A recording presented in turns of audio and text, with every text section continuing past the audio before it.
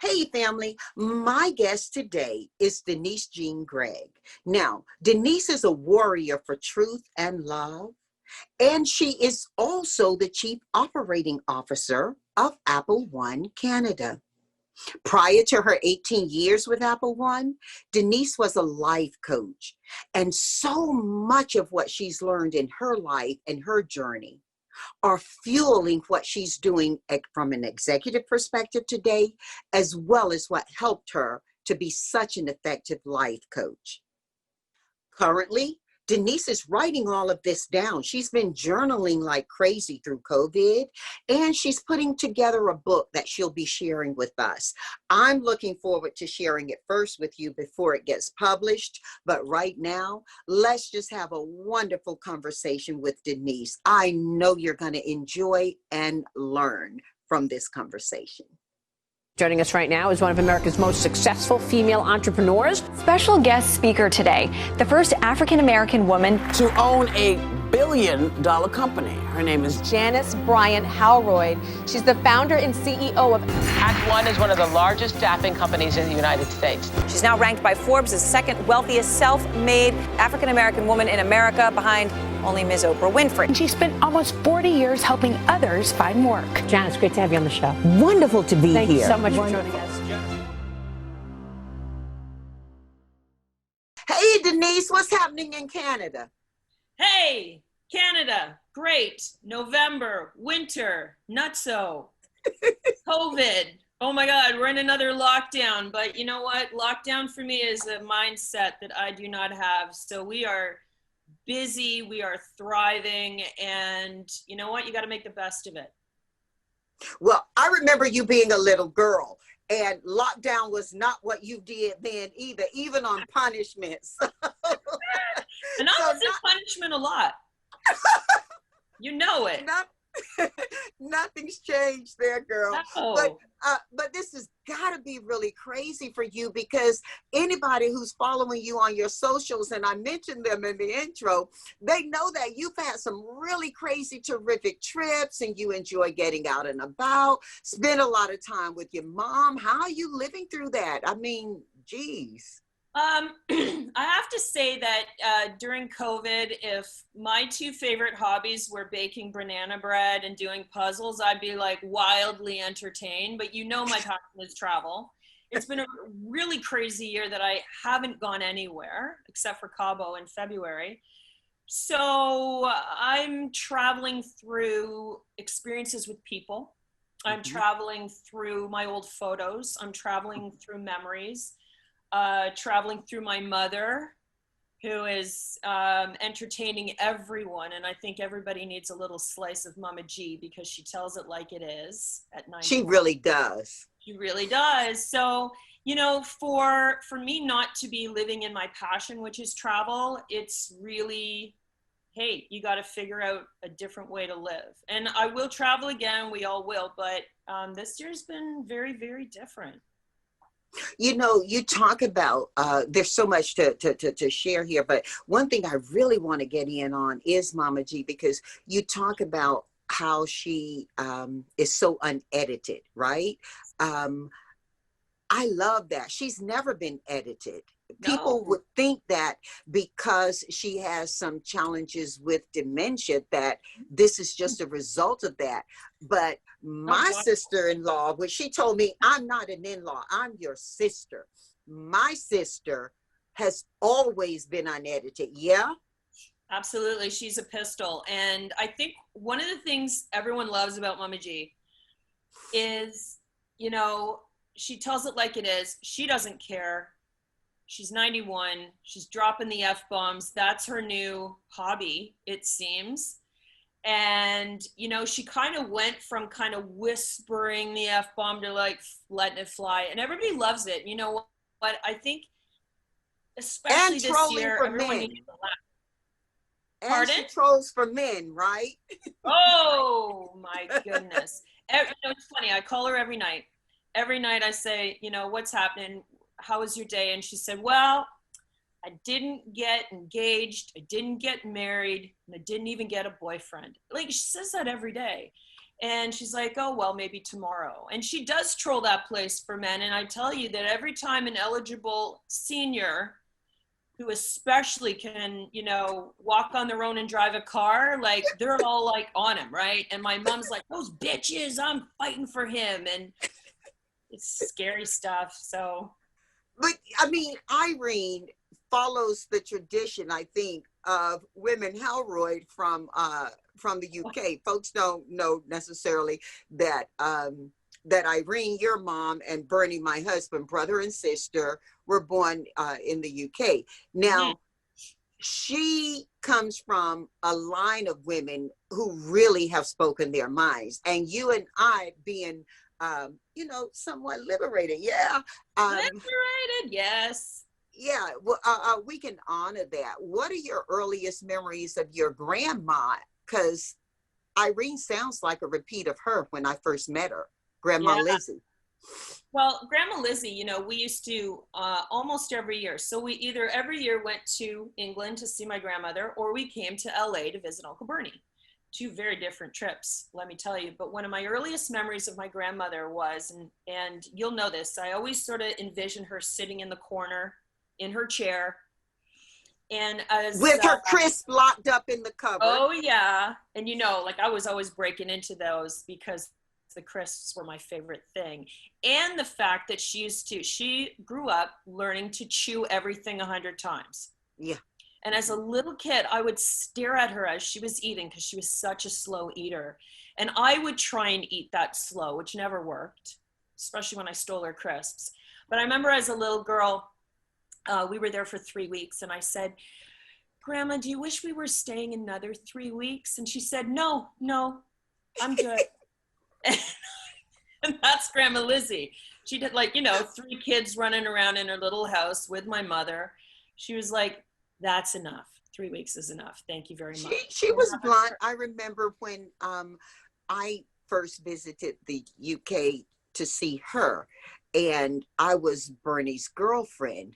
And I asked her 2 questions. I told her that my mom had raised 11 kids, I thought successfully, but I'm open for advice. Should Bernie and I have kids one day, and what would her advice be?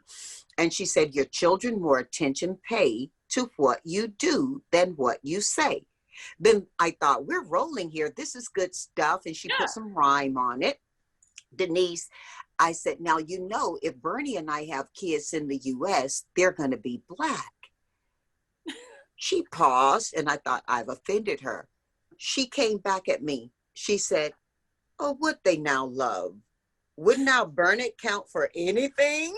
And she went, and that was how she was.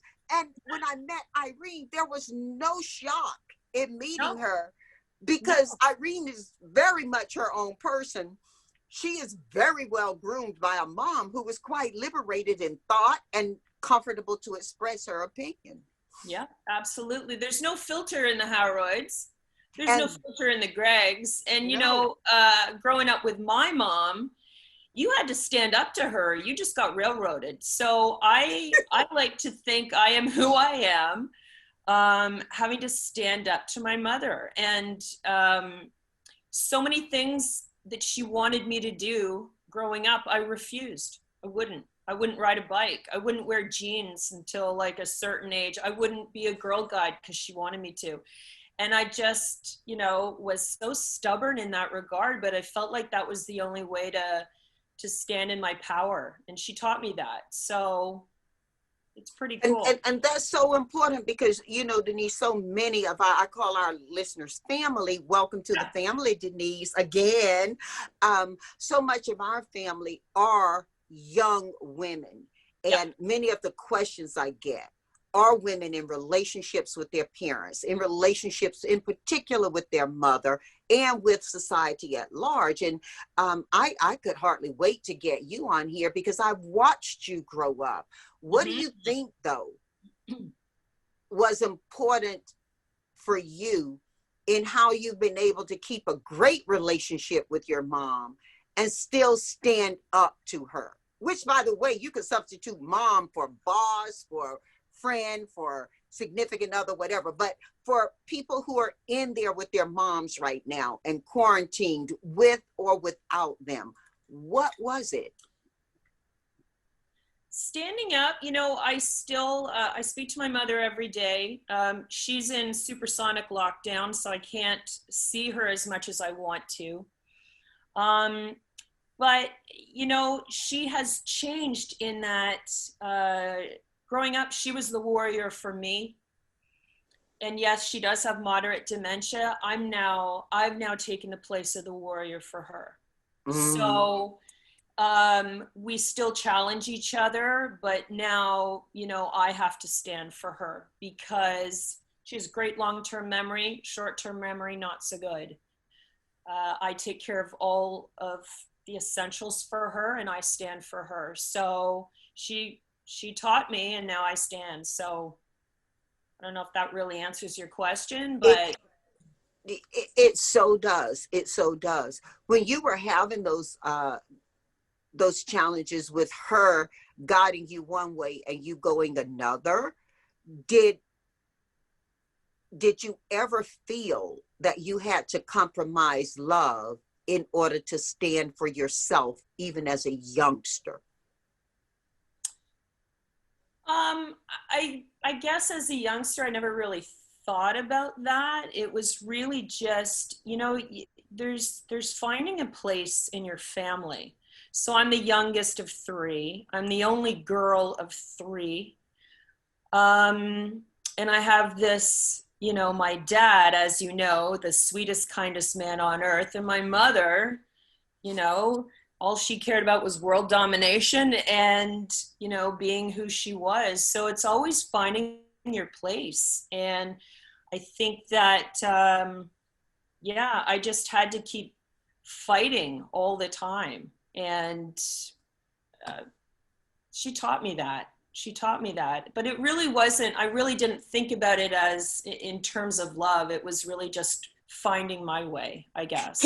Can you remember, Denise, when you first realized that you were an adult, not the adult in the relationship now, but an adult? Can you remember that and what that felt like in relationship to, now your circumstance was kind of Norman Rockwellian ideal in that, number one, you grew up in Toronto, and while it's an incredible city, it still had a lot of community, your neighborhood.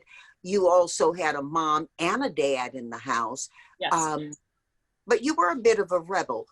Can you remember what it felt like to think the first time, I'm an adult? I mean, did it happen with your birthday and now I can drink in front of you, or how did it go? An adult.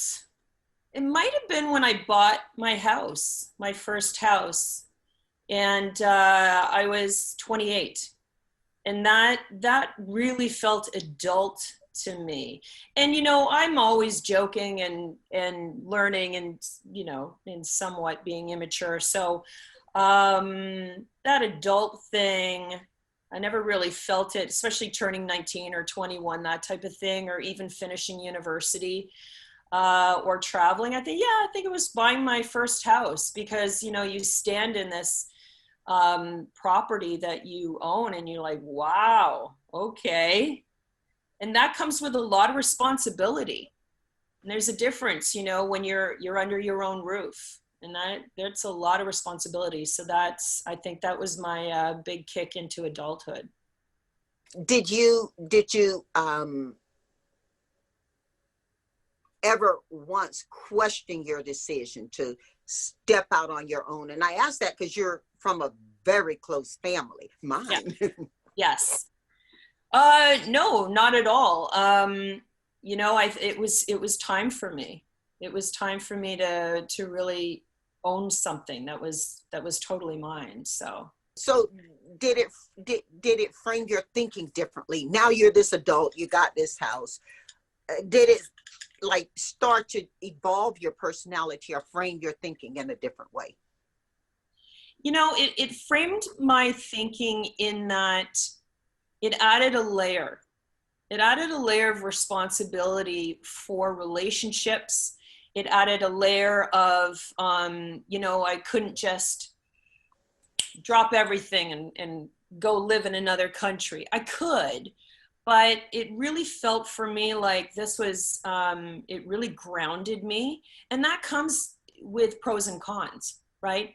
All of a sudden you have all these responsibilities, financial responsibilities, looking at where you work, what you do. And it grounds you in a way that sometimes you feel like you have less choices, but it also is wonderful to experience that level of responsibility.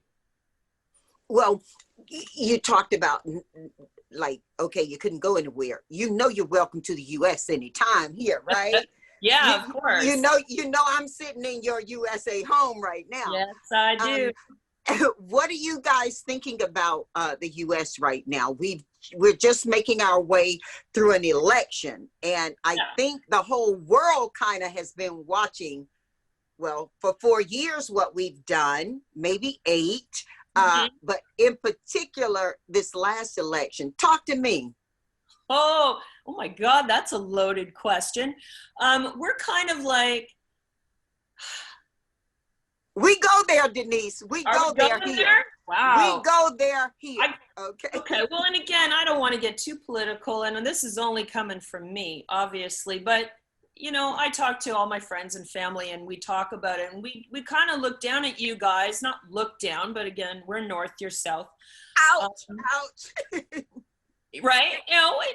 Geographically, but we're just sort of watching and waiting and crossing our fingers that the US finds its way, if that makes any sense. Like we don't have, it's really hard to watch something that you have no control over.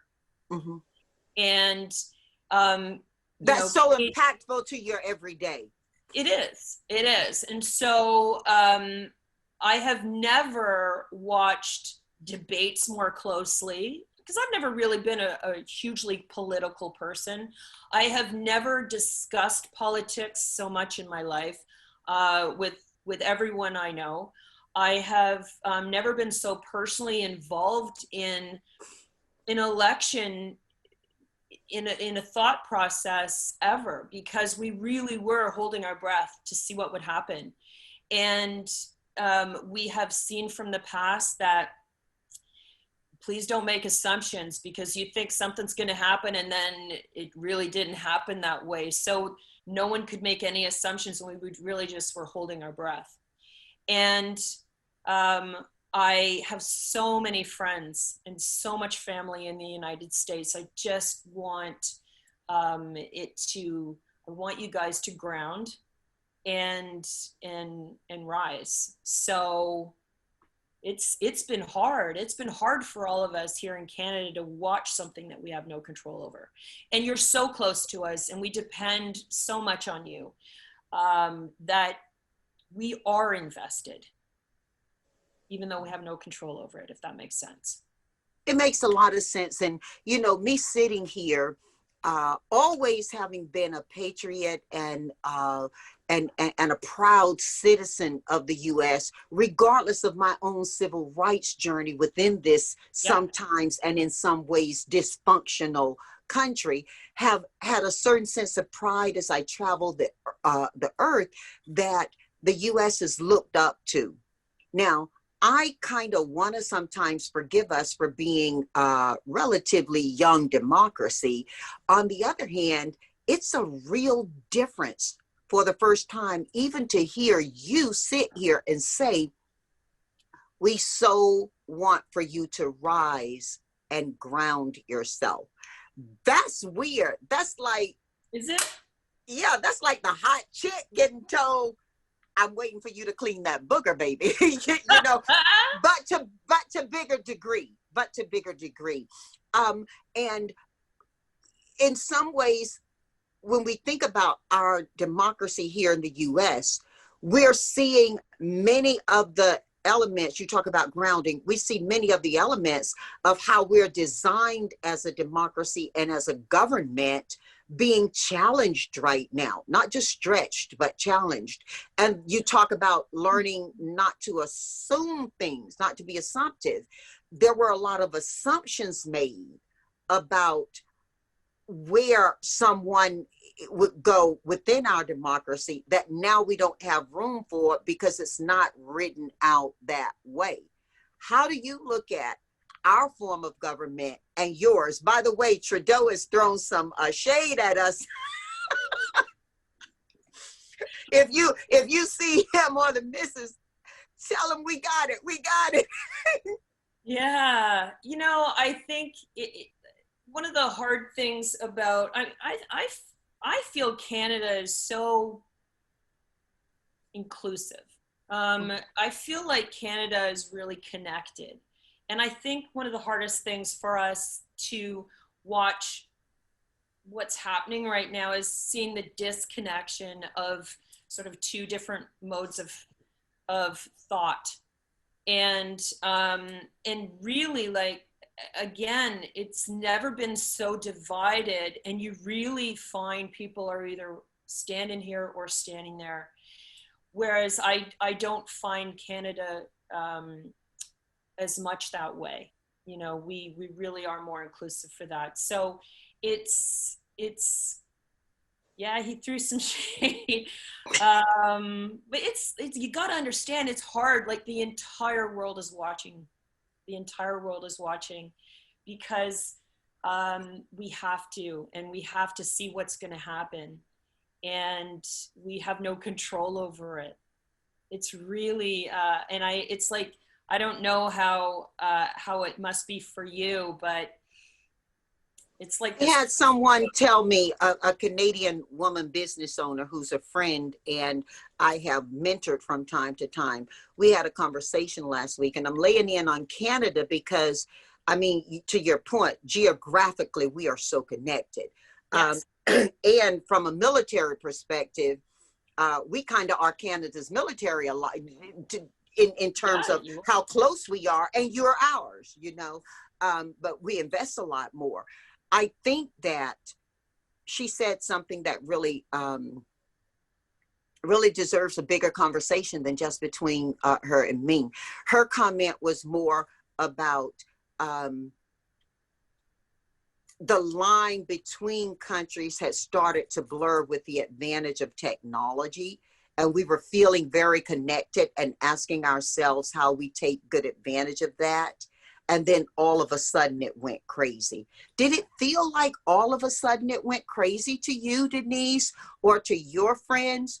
Or were you a little bit more aware of us heading toward the test of democracy that we're having now? It kind of felt crazy. And then, geographically, all of a sudden the borders were like, can't travel, mm-hmm. And a lot of people, because of COVID and the different ways that globally everyone's handling it, we see a different way in the United States. And I think a lot of people were like, yeah, close those borders up, because whereas we were kind of shutting down, you guys were like, no, we're staying open. And we're like, oh, and it really did feel kind of sudden, like a huge door closed and like the border closed. But for the first time, I think, Denise, people were closing their door to us instead of us to them. Yeah, and a lot of Canadians were like, keep it closed, keep them contained. And we've never been like that before. And the fact that, I can't come and visit you. Yeah. It's crazy. That is crazy. But, it's just bizarre in terms of divine timing to have the election, the unrest, and have a pandemic on top of it. And just to see how everyone is handling it, it all comes together. So we kind of feel a little more comfortable having certain things closed, and that's never been the case before. Yeah, Denise, the whole world is kind of busy right now. But you know what? On the personal level, people are finding ways to really not just entertain themselves, but sustain themselves. What are you doing to keep your sanity and to keep your, I mean, you're one of the most positive people I know, which is why I love you being in my crew. What are you doing to keep yourself positive? Ooh, well, 2020 has been kind of a crazy year because, I live by myself. And when you go through a lockdown by yourself, you have to find ways to be really solid. And like I say, I'm, and no judgment, but I wasn't doing puzzles or baking bread because, the carbs don't live well with me. But what I have been doing first and foremost is connecting. So connecting with my friends and family, and especially one of the things that I really realize is you can't make assumptions about how people are because everyone's in a different situation. And someone might look at someone like myself and say, wow, you were alone. Like, ooh, but you know what? That's where I found my power. That's where I found real happiness. But I've been doing a lot of writing. As you know, I'm a writer, and I've been doing a lot of writing and a lot of sharing and connectivity with everyone to really check in on their situation because we've never gone through something like this before. And, some people are surviving and some people are thriving, and you really don't know, and you really can't make assumptions on that. So for me, it was sort of creating a little oasis on my patio. And even when it was cold out in April, like I set it up and I got my blankets because, it's still cold here in Canada in April. And I would just sit outside and do a lot of writing. And writing's my therapy. So that was really my way. And are you writing tap, tap, tap, or are you writing cursive, cursive, cursive? I handwrite. Journals upon journals upon journals. I type out a lot of quotations because I love quotes and I love quotes that land with me. But for me, I have to write. Yeah. And, you talk about connecting with family and friends and checking that people are okay. One of the things that I'm learning is that other people are enjoying the same journey I am. Even though we're distant, the intimacy of the technology and the social platforms we're using, wow, they can kind of expose you a lot more than just that phone call or that text or that stop by hello that we used to have before COVID, huh? Oh yeah. And it's FaceTiming. FaceTiming is, I don't know, the world is really, really small actually at this point with the technology that we have. So one of my things that I like to do is check in with my niece almost daily. She lives alone as well. And you just That's so crazy to think of her being adult enough to live alone. I still think of her as this tiny. I know. She's turning 24 next month. And, I just want to make sure she's okay. And she checks in with me to make sure I'm okay. So you never know when that FaceTime call is going to come in. And sometimes, I'm ready for it and sometimes I'm not. But it's really about, I think because we were all locked down separately, you had to find a way to connect. And yeah, everyone sort of got into Zoom calls early on and we were wearing funny hats and this or that. But then I found that kind of fell by the wayside and then you had to get deeper. Mm-hmm. And then you find out how people are feeling. And there's a huge divide between fear and love. And you have to sort of find your way of where you are on that scale. And you have to just be very, very generous with when you are in your power and somebody needs it and you have to give it. And so that's what I do because I'm a very positive person, as you know. And yeah, we all have our moments, but not everyone can find the light in this situation. So if you can help somebody find that light, I think it's worth it. Yeah, one of the things that I heard the other day, and I heard it said by the person I'm referencing, was that they had early in life experienced a lot of depression, and they were finding that in a weird way, having to go home with, with this COVID environment, and then jump on the FaceTimes with people. They were actually using that as a tool toward their own evolution, toward their own healing. And that was kind of interesting to me because this was a relatively young person. I can imagine that a lot of young people are figuring out how these tools that we're using can become part of a healing process, regardless of whether it's depression or harm or, whatever. I can imagine they're feeling that, huh? Yeah, absolutely. And as well, when you look at social media, and I say this to my leadership team, you have to be a seer, meaning you really have to see people. And when you look at social media, I look at some of the things that my staff post, because that will actually tell you more than what they're saying. Because when they come into a morning meeting, for example, and they're on Zoom or they're on Teams or whatever it is, you see a perception, you see maybe what they want to show you, but you can really tell a lot about what's happening with someone through social media and what they post. And you have to see it and really address things when you see them.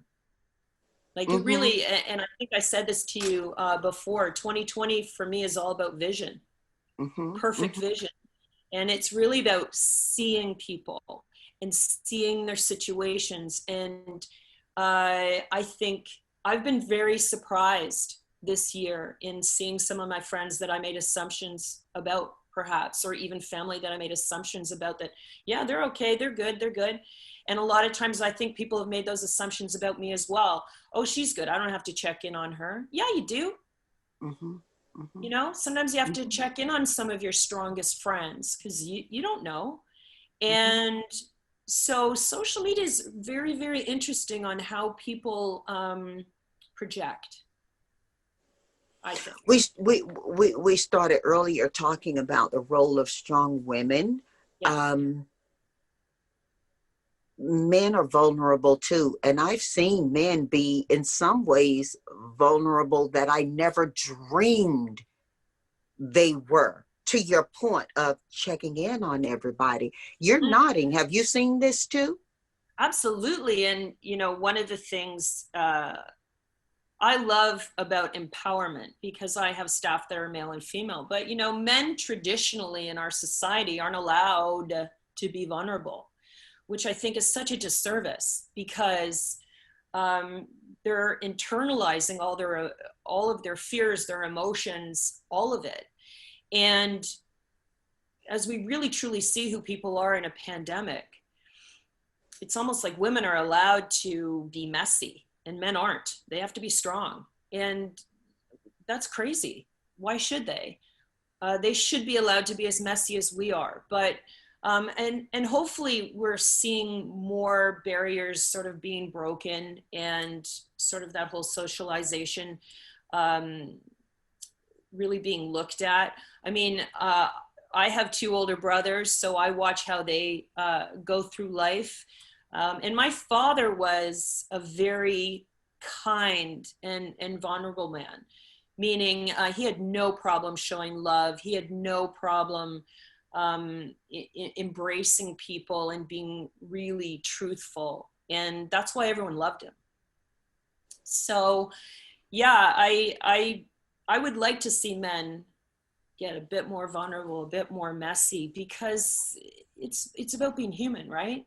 And they should be allowed to be as human as they possibly can be. When we come out of this COVID, and there are promising signs that we'll get vaccines, the infrastructure and the delivery system may determine when you and I actually get one, but the promise is there. What have we learned from this? Not just you, but what do you think? What do you see right now that we've learned from this? And what do you hope we've learned from this? Which can be two very different things? Oh, I think they're two very different things. What I hope we have learned is to really drill down to what's important. And that, to me, it's really drilling down to human connectivity, and really understanding your priorities, and, you know, really looking at health and happiness. And I think, you know, really just awakening to just being a raw, truthful human being. I don't know if that's what's actually happening. You see a divide. But that's what I hope people see more of. And again, that 2020 vision of who we are and really what's important. At the end of the day, what's important. And it's not, you know, money and, you know, cars and all that stuff that we have. It really comes down to health and your family and your friends, and understanding that that's true wealth. Yeah, wow. Do you think we learned anything about our environment and respect for our use of, you know, products and stuff? I mean, most of us are getting stuff by delivery today instead of going out and picking it up. Do you think we've learned anything on the more practical or pragmatic side of how we live? Or do we just forget it and have a party after this COVID war? Oh, do we hit the streets and celebrate and burn up the earth again? Well, you know what? I think everyone's had to really live eyes wide open. I mean, I'm definitely, as an extrovert, it's so hard for me to be in lockdown. You know, I'm dying to get on a plane. You know, I'm dying to, there's so much of the planet I still need. But when you get on that plane, will you use one square or two? All right, I'll use one square. How about that? I think hopefully everyone's really had to stop, you know, like, and when you look at lockdown, everyone had to sort of stop and really take a really hard look in inventory of their life, of who you are and what you have, and be grateful for all of that, and being grateful for just the simplicity of being healthy, you know, and making sure that your family is healthy. It really comes down to that, and trying to find that happiness. And, you know, I think we needed to quiet the noise. You know, when you talk about gratitude and for simple health, which is huge. I remember once sitting at the foot of a teacher who said, the state that everybody looks for is happy. We can't interpret what happy means for people, and what looks horrible or sad for us can be happy for others. But I think back to Irene right now, and the one thing you get from Mama G is that she's happy. Now, she's always been cynically happy because she has that British wit about her. But, there it is. Yes. But I think also that she was a person who did live in gratitude for everything. Your mom was a kid during World War II, right? Absolutely. Did she share memories of what that was like? Oh, yeah, all the time. And one of the interesting things about dementia is you still retain that long-term memory. So she loves to talk about growing up, the war, and, like, you know, we may not talk about what happened an hour ago, but she certainly has a lot of stories that way. And, you know, she would talk about the fact that they would only get a certain amount of eggs per week.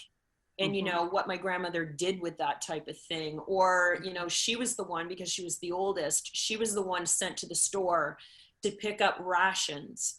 And when you grow up with rations, it's a completely different mentality, right? Because you don't throw old lettuce out. You don't let it get old, do you? No, you don't. And she taught us that, you know, good or bad, you clean your plate, you know, you don't waste anything. And they, you know, and also too, it was, they kind of lived in fear. Like she was always saying that she and her girlfriends would like sit and talk like, what would happen if the enemies captured them? What would they do? Mhm. And, you know, it's when you grow up that way with rations and lack and fear, you have to find a way to live as big as possible. And if anyone knows my mother, she's always ready to party. That's all she wants to do. She's never in her room. She's always out. She wants to live as big as possible in whatever way. So this virus and pandemic is killing her because it's killing her social life. But you learn to live in the moment. And that is also a gift that dementia can give you because you really only have that moment. You learn to live in the moment and you learn to live as big as possible. And that's something that is a huge takeaway for me because, you know, that's how I live. I want to always try and be present and in the moment, but also live as big as I can every single day. And I think that comes from a place of rationing and lack.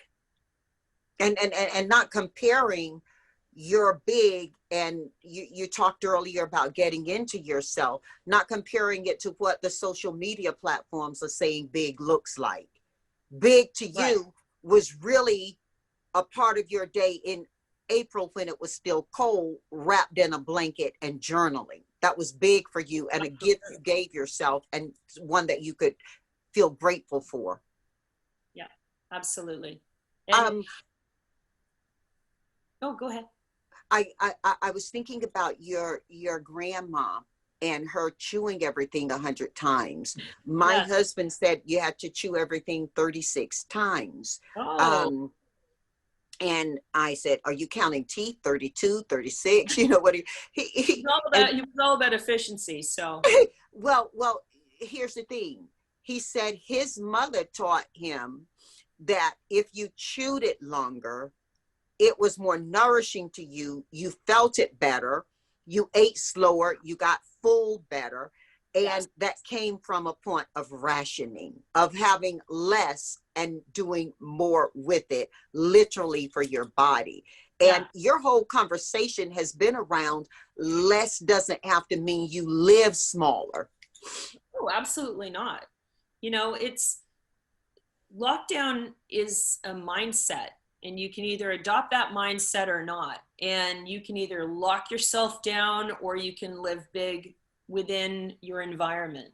And so it's all about what you choose, right? And one of the things that I do every day is I do a grounding and I choose the energy that I want to live in that day. And I choose how I want to be and I choose how I want to live my day. And it is a choice for me and it's a choice for everyone. So you know, if you want it's a tough time right now, obviously. And I'm not trying to trivialize anything. It is a pandemic, but you have to choose how you want to live each and every day. And so you can be in the mindset of lockdown or you can be in the mindset of gratitude, right? It's up to you. And you can make that choice. And once you make that choice, you're not allowing the environment, you're not allowing the media, you're not allowing other people's energy to affect you. And I think it's really, really important to do that because, you know, I think that we've seen this pandemic is mentally exhausting and you have to remain solid. So you have to do what you need to do. I do what I need to do. And if anyone, you know, sort of seeks that kind of energy, I give it freely because it is mentally tough. Wow. That is so beautiful. Don't you think? That is so beautiful. Yeah. And you talked earlier about, you know, making assumptions about people and seeing how they are in this moment we're in. Seeing who the survivors and who the thrivers will be through it. Mm-hmm. all of that's really new for us. And that's why I wanted to take a moment and just journey back to the things that your mom had shared with you about her life and growing up through World War II. Because, you know, we're all feeling a little bit of that in this generation and in this moment right now. Maybe we don't hear the bombs dropping outside, and maybe many of us aren't using blackout curtains, but emotionally, Yes. a lot of people are feeling that threat as real today as They folk did in World War II, huh? Yeah, they are. And we're not out of it. So, and as you know, here in Toronto, as we go into our new lockdown started yesterday, here we go again. And What are the rules around your lockdown right now? pretty much most things are closed, gyms closed down, really only essential services are honored. I can't go to a restaurant and eat in or in a patio. Now, again, it's getting pretty cold, but we were all shivering under heaters and patios because we all wanted to be outside. So now it's, you know, takeout, pickup. It's basically going back to kind of the beginning. In March, trying to lock it down. We are restricted in terms of our social bubbles and our households. And Were you guys spiking up? Yeah, we were. So folks kind of felt the ease when they came out and took it a bit far. Yeah, and you know, we enjoyed a really great summer. We kind of came out of lockdown, and if you know anything about Canada, you know, it's a lot about weather, and we enjoy summer like there's no tomorrow because we truly appreciate beautiful weather and everybody's out. So we really sort of enjoyed that, and we were actually doing very, very well. You know, numbers were low, and then I think once school started and you know, lots of different things, we started spiking again, and our government is really trying to just hit at it the best way that they know how. So we'll see. We're in a lockdown for 28 days, so it's just before Christmas when this is probably going to be lifted, or it will carry on. And again, nobody knows. We don't even know what December's looking like. And all my friends and family were kind of discussing Christmas to see what that looks like for everyone. You know, what that holiday looks like, because that's always been about getting together and family. So what does that look like? So who knows? Who knows? Well, you know, my mom, we talked with my mom about the holidays as well. And in particular, Christmas, to your mention. Christmas for us was always Christmas in North Carolina, which year to year is different, but sometimes we get a really good snow for 2 or 3 days. And we were just thinking on, you know, past Christmases, my siblings and I kind of Zoom with her, right? And we do Sunday dinners by Zoom. Oh, do you? That's great. Yeah, girl, it's great sometimes. Sometimes it's kind of funky, just like around the table, it can get wild, and people are unedited. But mom is so funny because she was saying, well, you know what y'all are really saying you miss is the holly, but you still got the holy. So you can have a holiday or a holiday. I'll have my holiday and see y'all for a holiday later.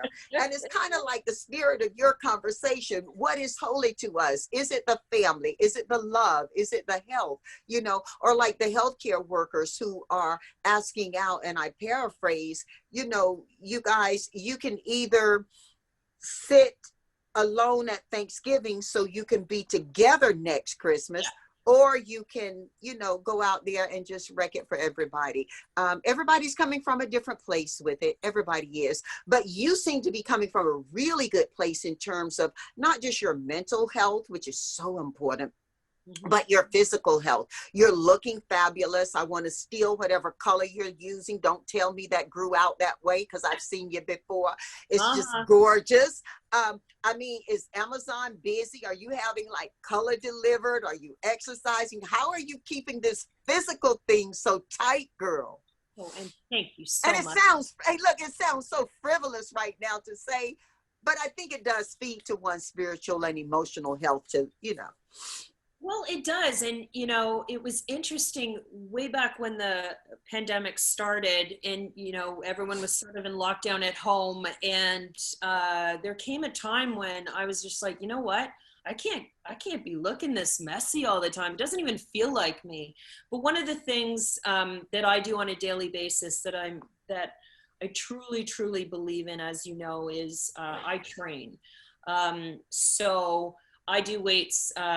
I'm so grateful that I made the choice of getting a Peloton a year ago before any of this even happened, because that beautiful bike has really kept me solid. But, you know, I think that health encompasses your mind, it encompasses your body, it encompasses everything. And I know for me, when I'm exercising on a daily basis and I'm moving my body and I'm getting all those beautiful chemicals, it helps ground me and keep me mentally healthy.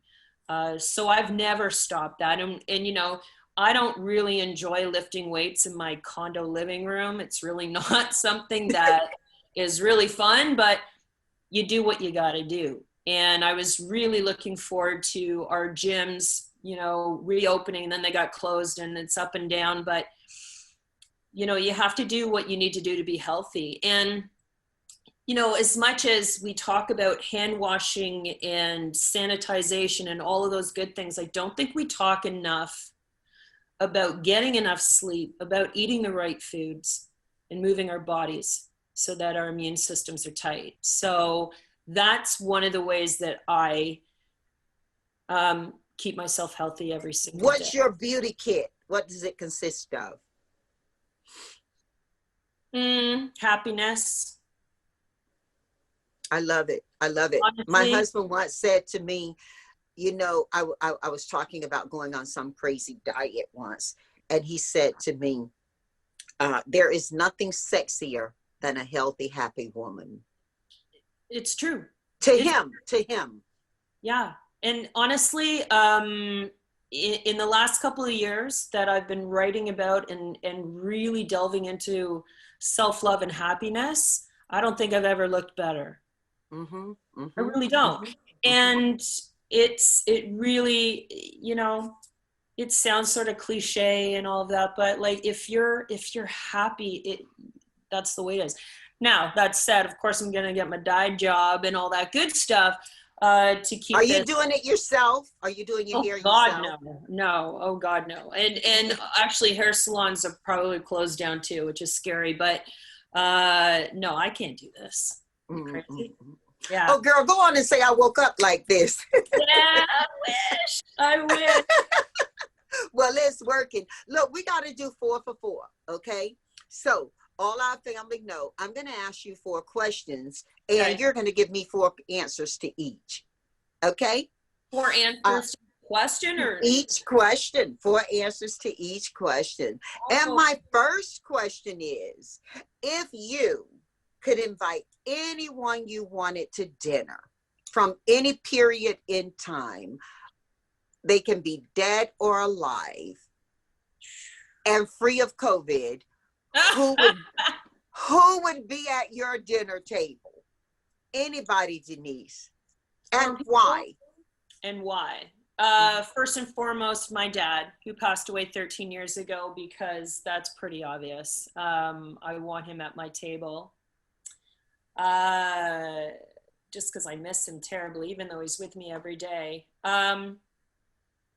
I would say my Uncle Bernie, because he's probably the funniest person that I've ever encountered. And oh man, I mean, you know, beyond all the things that he taught us as kids, he's just, he'll keep you laughing through the entire dinner.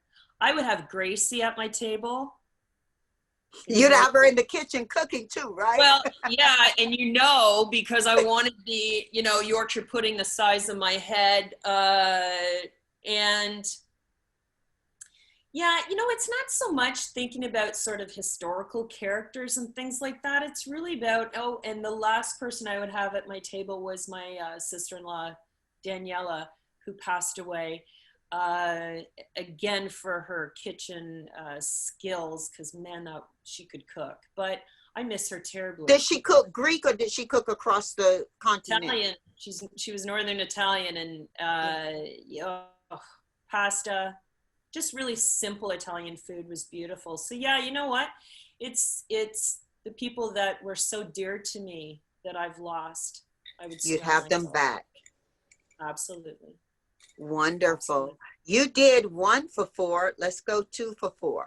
Okay. Yeah.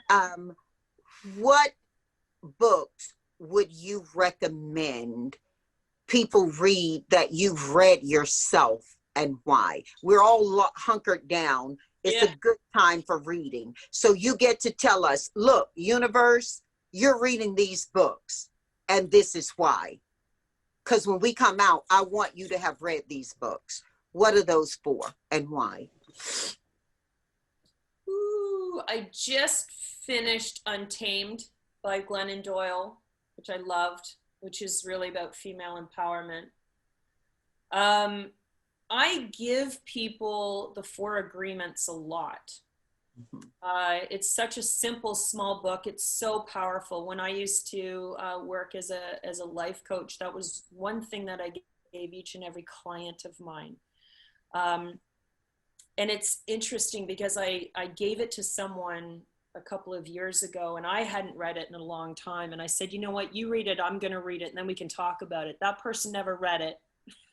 I read it again, and it meant so much more to me in my 50s than it ever did in my 30s. I was going to ask you, when you read it again after that, it gave more, right? It did. And I was journaling and journaling and journaling, especially the assumptions part, and especially not taking things personally. And yeah, it's such a beautiful power. It's such a simple book, but if you can live that way, you will be happy. And it's all about happiness. I just read a great book. And you know, one thing I say, Denise, it's a simple book. Simple doesn't always mean easy. You said something earlier that I think has to be a writer to this book before anybody reads it. It's about the decision. You said you wake up and you decide what state that day is going to be for you, how you're going to be in that day. I do think that reading that book, you have to be prepared to make the decision. Yeah, absolutely. And the individual that I'm speaking about, that I gave that book to, they're either going to read it or they're not. I can't make that choice. I mean, I can buy the book and give that book away to someone, but you have to make the choice to say, I really want to jump in. When you life coached people, have any of those folks come back to you during this period and said, hey, Denise, I know you're busy and you're doing your thing differently now, but. Yeah, absolutely. Because I stay in contact with a lot of the people, because, you know, life coaching is so intimate. It's someone is basically saying, I need to get from here to here, and I can't do that alone. Or I feel I can't do that alone. They can do it, but they feel they can't do it alone. And I really need someone to hold me accountable and take me from A to B. And one of my favorite stories actually was, and I'll be real quick with this, but I coached someone into a new profession. And that new profession was going from working in a warehouse to becoming a customs officer. And here I am in line at the airport with my passport, and I'm waiting, and I look and I see her waiting, you know, and I kept jockeying for position. Oh, go ahead of me, until I could be the next one called for her. And I walked up and I slammed my passport down, and I'm like, hello. And she's like, oh my God. And it was such a beautiful moment. And my mother was with me, and she turned to my mother and she said, she's the reason that I'm sitting here right now. And that meant more to me than anything, because she and I worked together to change her life. And she read the book. Yes, absolutely. So yes, it's a quick read, but woo, it's gonna turn you upside down. So that's one of my favorite books of all time. What we can do too is maybe after the holiday, we can sit down and we can read the book together here and share it with our friends how that works. Yeah. Love to. And even if you break it down by chapter, Right. It's so powerful. Yeah. Another great book that I've read recently was called Shift Happens. And that's all about happiness. That's all about finding personal happiness. I just got a book given to me actually by my brother Gary, who is a voracious reader, and he loves. Oh, I think I know the one you're going to say. Have you got it handy? Can you hold it up? Yeah, let me grab it for you. I just got 2 books delivered to me. So this one is Positive Intelligence. That's the one Gary is the pushing. one Gary mentioned at our last meeting, and he's all over this. So I took the little quiz, so I kind of got an idea of where I stand and what my big saboteurs are. And then I just ordered this book called The Body Is Not an Apology. And, you know, because I do a lot of empowerment and a lot of motivational work privately with a private group of ladies to really overcome body issues and to live in your own power. So I'm really excited to read this one because, you know, I think that we hold ourselves back so much in terms of what we think we have to look like and how we have to be. And if we can get past that, we can actually just live in the moment and be happy with the beautiful body that we were given. When people look at you, Denise, when people look at you, I'm sure they think, oh yeah, right. She's one to talk. Look at her. She has no issues. Everything is perfect. You had a journey. Oh, huge journey. So we're coming up to 15 years. So as January 1st, 2021 will be 15 years of my weight loss and body transformation journey, which encompassed losing 110 pounds. But it wasn't the look you were going for. It was the spirit you were going for and the ability to say, I set a goal and I accomplished it. I remember a conversation you had where you were saying all those years that you thought it was how you looked that was the issue. And you found out it was actually how you felt about yourself. Yes. That was the freeing factor and Absolutely. enable the change. And I don't necessarily subscribe anymore to, I know how I train on a daily basis and I eat the way I do to be strong, right?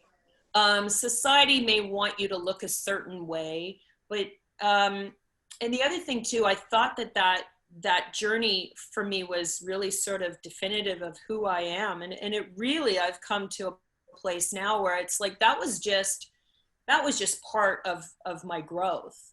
And, you know, you can look outwardly like society may want you to look. That doesn't mean you're happy.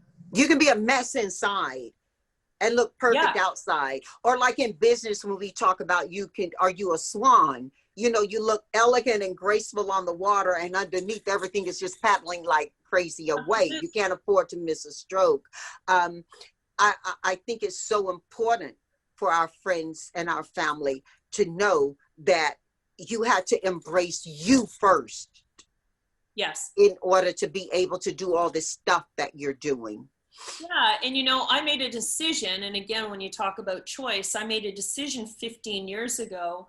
I was in a great place in terms of, I guess I had just gotten married at that time. And, you know, I had a great job. I had everything outwardly that you would think would make me happy, but I was so desperately unhappy inwardly. And I really had to make a choice of really embracing either just staying where I was and working on that, or make a change. And I made a change. And a lot of it was achieving goals, but a lot of it was just changing into who I really and truly was. And did it feel like fun at first? You know, there are people who say, what is it they say, Denise?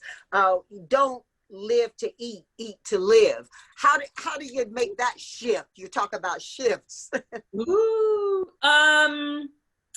in the beginning, there's nothing fun. Well, I will say there's something great about, actually losing weight can be quite exciting because you are constantly hitting little goals and things like that. I don't weigh myself anymore because it's too emotional. I have an emotional attachment to that. And even though I don't let outside forces affect my day, I don't need to get on a scale and have that define my day. I don't do that. Well, 100 pounds is a long journey. It is. Once you've done that, maybe I get where you're coming from. Yeah. And one of the things I used to do is every time I went down 10 pounds, I would write myself a letter from that place. Because I ever thought if I got to a place where I was gaining it all back, I could read these letters from myself. And I've never had to open them. But it's such an emotional journey. And, losing weight isn't hard. I mean, it is, but the hard part is changing your life and maintaining it. Because all the best things in life, and I'm wildly extroverted, so everything that is social revolves around food and drink. Mm-hmm. All of it. Mm-hmm. Mm-hmm. So it's every day, and again, that word choice keeps coming back to me. Every day you make a choice, and I make a choice of what I eat, how hard I train, and making that choice to be happy. And it's 15 years. Yeah, girl. Hey, look, celebrate that, right? Thank you. I do celebrate it. I'm proud of it. Well, that's 2 for 4. Let's go 3 for 4. Okay. Sure. What 4 listenings are you having? Music we're talking about, and why, that you recommend to our family? So a lot of people are listening to Marvin Gaye, What's Going On Again. The whole album, because they feel it's so socially relevant and promising to them, puts them intentional again. That's been popping up a lot. But I know you come from a different kind of music genre. What 4 artists or pieces of music are you listening to right now? And why are you sharing that with our family? Remember, this is what you want people listening to before COVID opens up. Well, so the first one I want to say, and I have to preface all of this with, I am so old school, like I am so 80s alternative. That is just who I am, and I gravitate back to that all the time. So I play Prince a lot. Trish is gonna love you. Yes. And I'm sure Trish has done the Prince spin on Peloton. And it's funny, when I get on that bike and I say, you know what, it's always a joy. But when I really want to ride for joy versus, accomplishing and hitting PRs and training, I put on the Prince spin because I love every song. And I grind it out to that. It's wonderful. And so I've been listening a lot to Prince. And I guess, honestly, like I'm really not one for like kind of what's new and what's relevant these days. Cause I always go back to what gets me dancing. And I think we need to be doing more of that, even if it's in your living room. So like Depeche Mode, I love to dance to. New Order, I love to dance to. I'm just trying to think of, there's certain songs that I play over and over again as I'm in the car. And trying to think of one of the ones that I play, Billie Eilish. Yeah. New but old soul. Yeah, and just she's got it. Yeah, and she's had quite a journey to be so young too. Wow. I know. I can't believe she's the age that she is. So talented and so grounded. But you know, each of the artists you mentioned, whether it's Depeche Mode or Prince or whoever, your artists really have journeys. You know, each has a journey. If you just read about them and read truth about them, yes, it kind of fits with what you're saying. Is Peloton the new Facebook? I don't know. I mean, people like to joke that it's kind of like this crazy kind of cult-like thing, but you know what? It's all about connection, and it's all about moving forward in a collective energy. Like energy. Yeah, like energy, and it's, like I say, it has saved me living and being locked down in a condo. And I'm so grateful that I made the choice that I did, because it shifts my energy every single day. Did you get your Peloton before I did. COVID? Yeah, I got it November 30th. And so I'm coming up to a year, and I can't believe I had sort of the foresight to do that, because, you know, there was probably a time where people were trying to order one and they couldn't get one because everyone was working out from home. But there's so much available.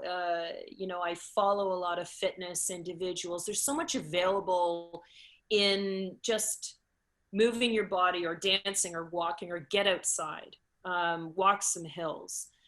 There's so much that you can do, and it so shifts your energy, and it is so needed right now. So that's 3 for 4.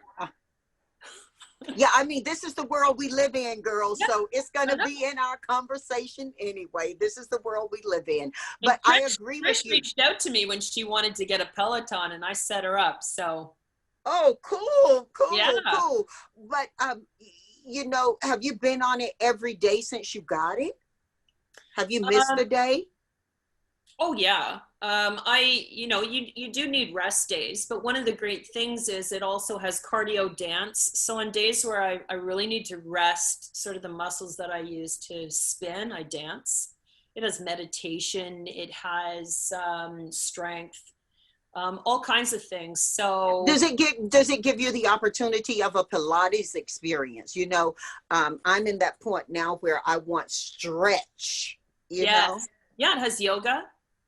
But you've been a yoga fan for longer than Peloton. Yes, absolutely. But one of the things that I did as soon as I could was I cycled outside. So as much as I do love my Peloton, it's wonderful. But, you know, this summer, and we're so lucky here in Canada, we had such a beautiful summer. Oh, my God. I would get on my bike, my mountain bike, and there's a certain ride that You really do live in gratitude. You're grateful for Canadian weather. Oh, my God. Well, trust me, we love good weather. I mean, you guys, you know, I've always said that when I used to visit my parents in LA, when I used to visit you in LA, it's always nice. So you don't even like really You don't have to plan a picnic. Yeah. So yeah, so every single day that I could ride outside, I took that opportunity. And there's lots of trails, because, you know, I live in the beach. There's lots of trails, and there's one particular that I used to call my therapy ride. And, you know, I got outside. So now that it's cold, I'll be back on my Peloton because I've, you know, put my bike away. But that, you know what, training, walking, anything that you can do. I know you do a lot of walking around your property. You have to shift that mindset. You have to shift that mindset, and exercise will do that for you. You live in a condo. Do you guys have a protocol about hallways and entry exit during COVID? Yes. So mandatory masking. So as soon as you enter my building, you're wearing a mask, which is tough. Sometimes I creep down to, the garbage chute without my mask on and run back. But we are trying to be as responsible. Are you stairs or elevator? I'm both, because I'm on the second floor. So I do both. We're trying to honor everyone within the building as much as possible, but that's everywhere indoors here in Toronto is you have to wear a mask. Mm-hmm.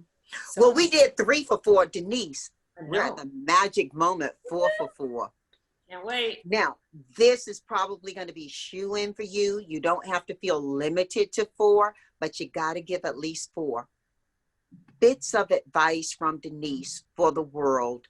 And particular our family. Remember, our family, most of them are in their 30s. We got 20 to 40-ish to 50-ish, but many fit in that zone. All of us can benefit from good advice, regardless of where we are. What 4 pieces of advice do you give to our family that you want them to follow in and or out of COVID? Ooh, 4 pieces of advice. And why? Everything why. has why. You know what? First one is mindset. So important. Don't let the day happen to you. You need to, a lot of times I do my grounding in the car on the way to work, but now that I'm at home, I start my day that way. Choose your positive mindset. And be in charge of who you are and what energy you want to live in and how you want to have your day. Forgiveness. I'm going to say forgiveness for yourself and for everybody else. And you have to understand that during this pandemic and post-pandemic, forgive all of the shoulds and assumptions and all of that. And just, if you can forgive yourself and you can forgive others, that is a beautiful way to live. I would say connect to everyone in your friend and family zone. It's so important. Again, that is your wealth. So, and really ensure everyone's okay. Be a warrior for everybody. And really prioritize your health, because without your health, you don't have anything. And that's everything. That is mind, body, and spirit. So whatever that means to you, if you are solid in mind, body, and spirit, you are solid. We need all of us to be solid right now to get through this. And what'll happen is when you get into those disciplines, once we come out of it, then you're already in that discipline. So I think that is so awesome. I think that's advice that people probably want to hear right now. Sometimes it doesn't have to be a new reality. It just has to be an affirmed one. Yes, and not knowing what's real, not knowing what's next. I think there's beyond comfort in hearing someone share with you what's right. Yeah, absolutely. Sister girl, niece, daughter, niece, you've been real on this one, and I love you so much. I love you too, and thank you for having me on. It's been like such an honor for me. Take good care of yourself. We need you. We love you. Love you too. Hope to see you soon. Hey, yeah, but look, that'd be nice. Regardless, we're going to get back. We're going to take that book chapter by chapter, and we're going to offer it out to folks. I think that was a great idea for us to follow through on. But for right now, from my heart to your home, lots of love. Love to you too.